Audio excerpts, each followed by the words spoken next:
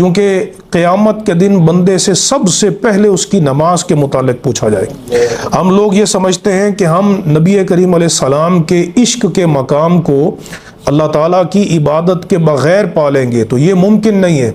اللہ رب العزت نے قرآن مجید میں یہ ارشاد فرمایا ہے، فَأَعْرِضْ عَمَّنْ تَوَلَّىٰ عَنْ ذِكْرِنَا، فرمایا کہ حبیب جو ہماری یاد سے اعراض کرے تو آپ بھی اپنا اس سے چہرہ پھیر لیں۔